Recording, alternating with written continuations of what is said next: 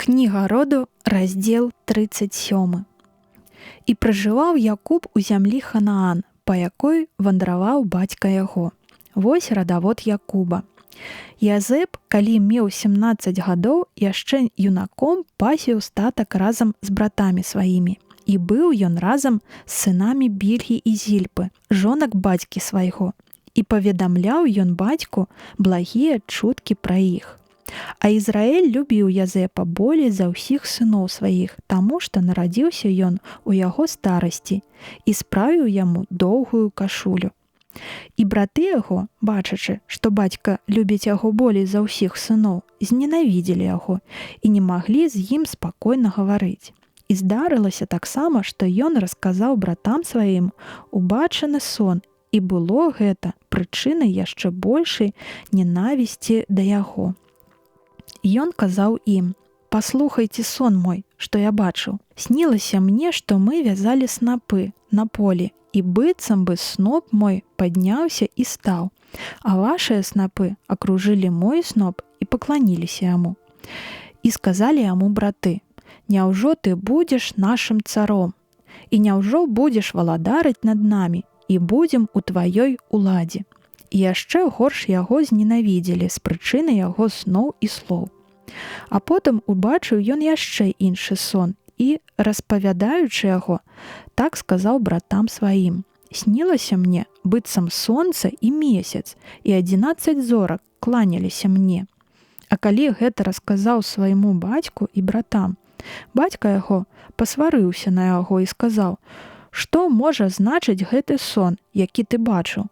Ці ж я і маці твая, і браты твае будзем кланяцца табе аж да зямлі». Дык браты яго зайздросцілі яму, а бацька абдумаў гэта моўчкі. І калі яго браты, пасвячы бацькавы статкі, прыбывалі ў Сіхеме, сказаў Ізраэль Язэпу: «Браты твае пасвяць авечак у Сіхеме. Ідзі, пашлю цябе да іх». Калі ж ён адказаў: «Я гатовы», той гаворыць яму: «Схадзі і паглядзі, ці ўсё ў парадку з братамі тваімі і з жывёлай, і раскажы мне, як справы». І паслаў яго з даліны Геброна, і прыбыў ён у Сіхэм. І вось напаткаў яго, калі ён блукаў на поле, адзін чалавек, і запытаў яго, што шукае. А ён адказаў: «Братоў сваіх шукаю, скажы мне, дзе яны пасвяць статак?» І сказаў яму чалавек: «Пайшлі яны з гэтага месца. Чуў, як казалі яны: хадзем у Датайн». І падаўся Язэп следам за братамі сваімі і знайшоў іх у Датайне.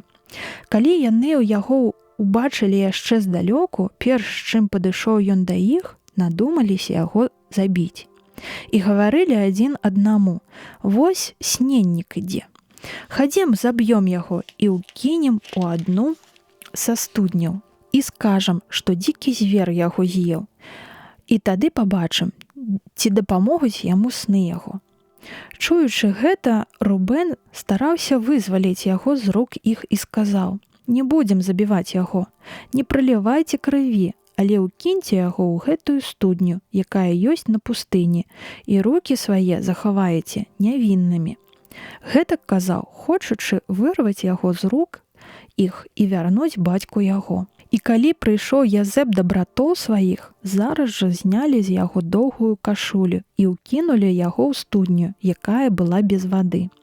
І селі яны, каб з'есці хлеба, а калі паднялі вочы, убачылі падарожнікаў ізмаэліцкіх, што ехалі з Галаада, і іх вярблюдаў, якія неслі жывіцу, трагакант, масціку і ладан у Егіпет. Тады Юда сказаў сваім братам: «Што нам за карысць, калі заб'ём брата нашага і схаваем кроў яго? Лепш прадаць яго ізмаэльцам, і рукі нашы не спаганім. Ён усё ж брат наш і цела наша». І згадзіліся браты на яго прапанову. І калі купцы мадыянскія ішлі паўз іх, яны выцягнулі Язэпа са студні і прадалі яго ізмаэльцам за 20 срэбранікаў, а тыя павялі яго ў Егіпет. А калі Рубен вярнуўся да студні і не знайшоў хлопца, Дык разарваў на сабе адзенне і прыбег да братоў сваіх і закрычаў: «Хлопца няма, а я куды я пайду?»